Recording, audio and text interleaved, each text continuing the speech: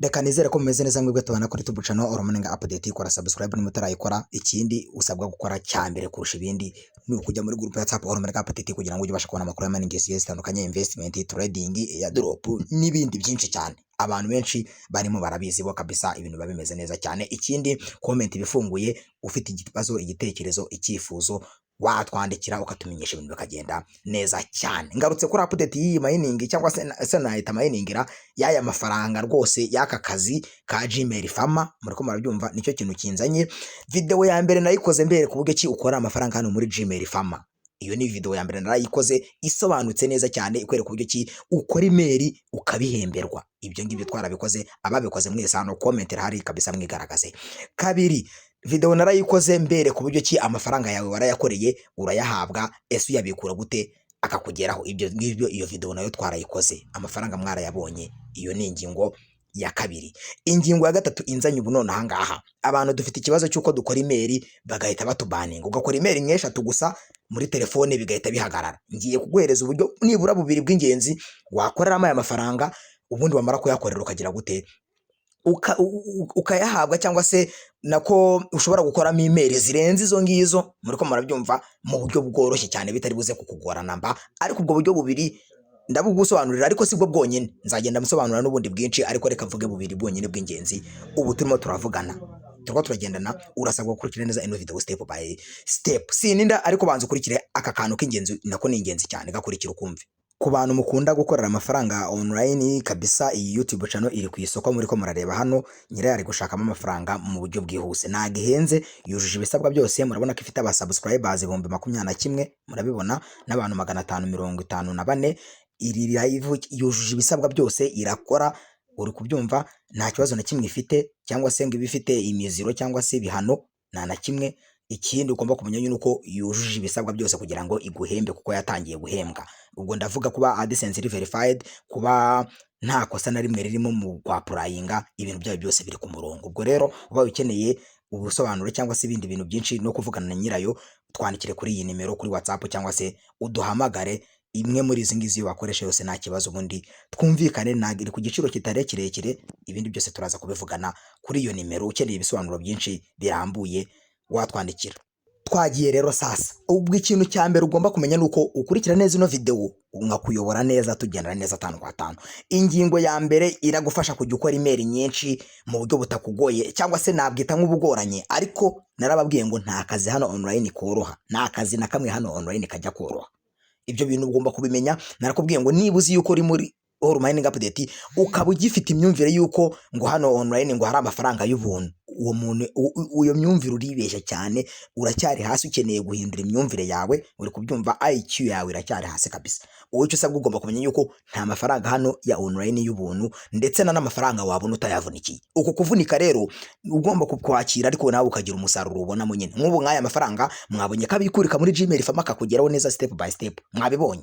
Rero ntago ari amafaranga ukwiriye gutererana nango uvuge ngo ndarekeye. Oya, aya ni amafaranga uba ugomba gukorera, nta mikino kandi nta na brag. Ingingo ya mbere igufasha kugira ngo ube wakugira gute wabona amafaranga, wa creating ama email bikakorohera nako, cyangwa se bikagenda neza. Ingingo ya mbere, ufite inshuti, ufite abavandimwe, ufite abo musengana, ufite abo mukorana, ufite aho ujya hose, inzira zose ucamo, izo nama ukora z'abantu, ujya gusura abantu mu nama, uri umuyobozi, ntago wabura abantu bafite smartphone wajya uhura nabo nko ku munsi, cyangwa se mu cyumweru bari munsi y'10 cyangwa se 20. Abo bantu gukreatinga email mwabonye ko ari ibintu bitanagoye, uri kubyumva. Ushobora kujya muri telefone ukajya umutira telefone. Ibyo ndabivuga kuko hari abantu benshi byafashije, abo byafashije hano muri comment mwite munyandikira muri comment. Iyo ni ingingo ya mbere, ko hariho n'indi ngingo, uri kubyumva. Hari abantu benshi byafashije bamaze kubikura n'amafaranga arenga ayo nabikuje ngewe, babikuye mu kugira gute, mu kuba yaritira umuntu telefone umuntu asanzwe ayikoresha WhatsApp, nta kindi kintu ajya ayikoresha. Wowe ukajyamo za email niba ari 5 ukazikreatinga. Uri kwimagina ukreatinze email enye muri telefone y'umuntu, ukabona abantu 5. Icyo kintu uri kucyumva? Cyangwa se ukabona abantu 10 kuri uwo munsi. Sinzi niba icyo kintu uri kucyumva, izo email waba ukreatinze udakoresheje telefone yawe, ndetse kandi ukaba winjije amafaranga kuri telefone z'abandi, kuko nta kintu kindi biri bugusabe. Wowe uraba ufite mega zawe, uba connecte, numara kuba connecte, cyangwa se ugasanga nabo bwabo bifitiye data, uri kubyumva. Ushobora kubona machine mu biro runaka urimo, muri laboratoire ku barimu na hehe hose, ugakiriyetinga ama email. Mwabonye ko ari ibintu biri simple, ntabwo ari ibintu na bimwe bigoranye.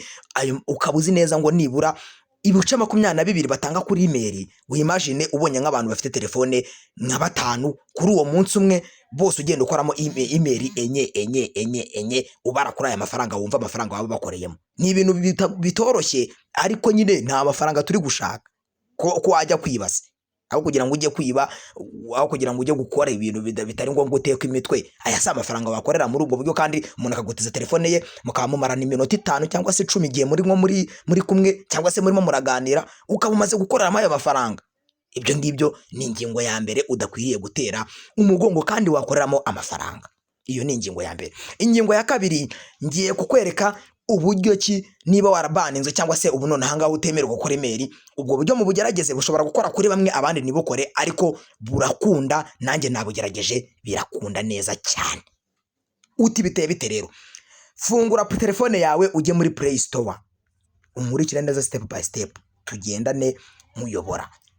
Uri kubyumva? Ubwo ingingo ya mbere ari nayo nabonye ishoboka neza cyane, ufite abantu b'inshuti zawe bafite ama smartphone, begere. Uri kubyumva guys? Begere ubabwire bagutize telefone, ukreatinga email. Nukreatinga email nye ibice 8 ubukuye ku muntu, sa amafaranga mu manyarwanda iwacu ubwo nangahera ni nk'igihumbi na 200 gutyo, 1200 kuri telefone y'umuntu. Telefone y'umuntu wese ugiyeho 1200, telefone y'umuntu wese agutije 1200 ukayakorera mu minota itarenze 5, 1200 mu minota itarenze 5. Ayo mafaranga urumva ari makeya?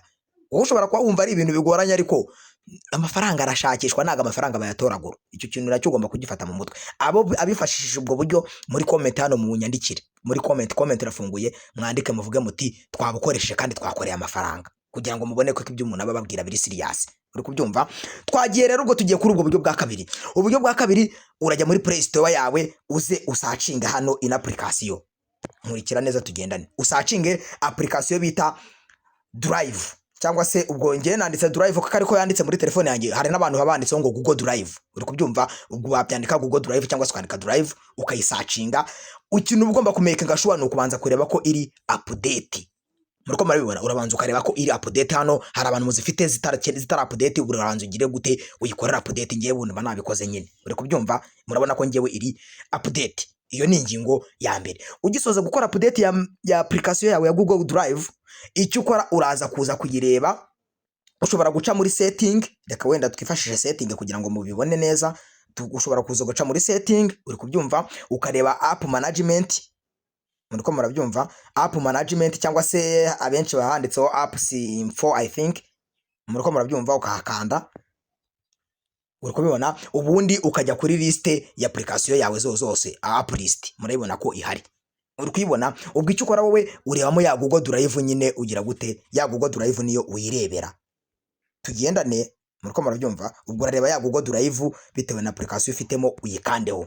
Tuko tugendana. Numara kuza kuyikandaho rero uyigezemo gutya, ingingo ya mbere ugomba kwitaho, uraza ukareba hano handitse ngo force stop.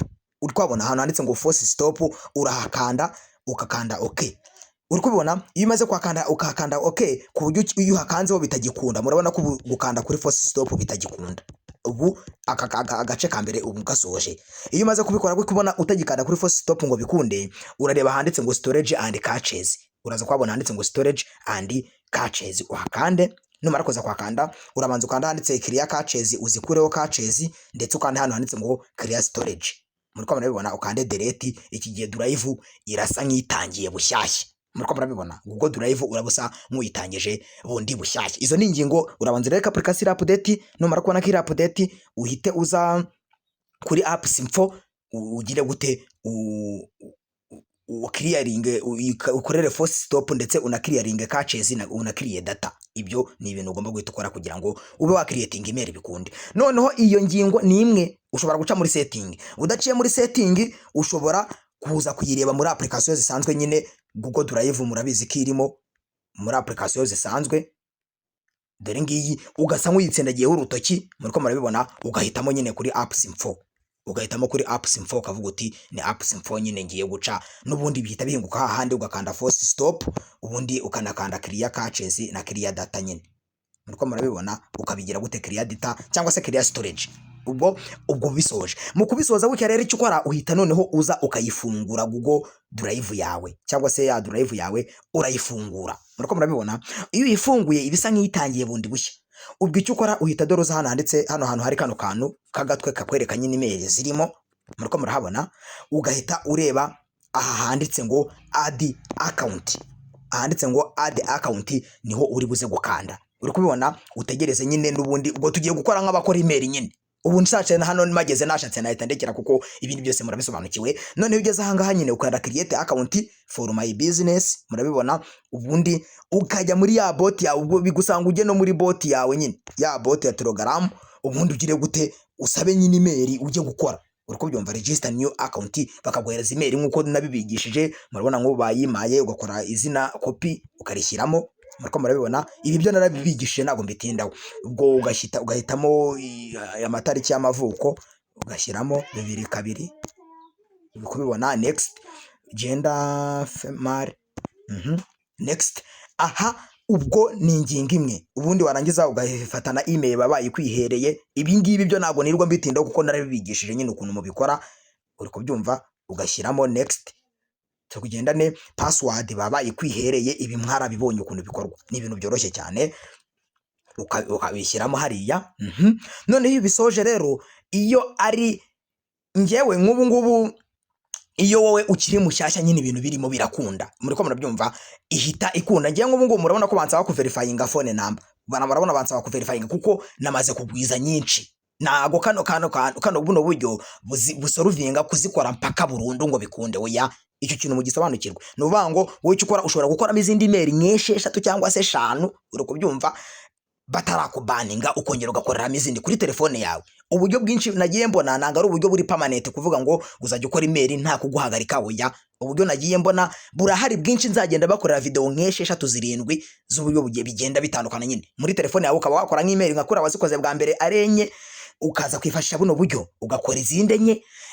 Nanone ejo ngongera ngakora indi video ikagufasha gukora izindi enye gutyo bikagufasha. Ikindi nk'umuntu ushobora gutira telefone umuntu ushobora kuvaho umukoreho nk'email 8 cyangwa se 10 gute ushobora kubikora bisanzwe nkuko nawe wabikoreye kuri telefone yawe. Uri kubyumva wabisoza ugahita ukoresha na buno buryo nanone muri ya telefone ye. Muri ko murabyumva ariko uburyo akazi kagenda kiyongera sinzi niba muri ko murabyumva. None wowe ukifasha telefone ye ugahita ubikora nka kuno bikoze kuri Drive ugakora update ugahita clear data ukaza ugakreatinga izindi email nyenye. Abantu birafasha muhite munyandikira muri comment mubimbwire kuko ndabizi ko bikora.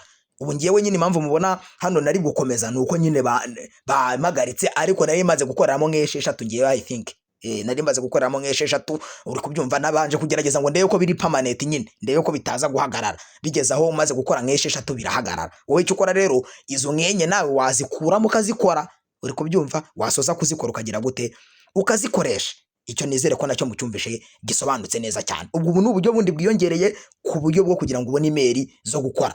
Uri kubyumva ariko uburyo bwiza cyane bwanagufasha mu buryo nako cyane binakabije ni ukujutira abantu telefone. Tira umuntu telefone mu gihe mwicaranye muri ka meeting muri kuri rusengero muri kurepeta muri mu rusengero mwagiye gusenga muri ahantu henshi hagiye hatandukanye. Tira umuntu telefone naramenye ibyo urimo wikorera amafaranga.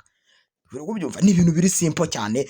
Nawe kandi urabona ko wamukorera email nyinshi ushobora gukoresha bwa buryo nkuko nabitangiye mbikubwira bwa email zamara kuba nkenye birekeye ugahita ukoresha buno bwo bwa Google Drive ugakora ukajya creatinga ukajya clear data ukagira. Noneho ubwo rero iyi ni ingingo ya mbere. Hano umurikire neza narasoza video kugira ngo byumve. Iyo usoje gukora email ikarangira igakunda nagurekera naguvuga ngo ubwo ngiye kongera mite nsubiramo kwa kundi. Oya ya email yawe uyikura muri telefone wamara kuyikura muri telefone ukongera ugasubiramo za step zo muri setting nababwiye zo kuza ukareba Google Drive ukajya kuri apps info ugakanda force stop muriko murabyumva ugakanda na clear caches and storage ukagira gute ugasa nk'utangiye nyine nagongera kujya kuri Play Store wako application update ariko kano kantu ugenda ugakora kuri buri email ugiye gukora. Iyo usoje gukora email uraza ukongera ugakiriya data ugakiriya na storage.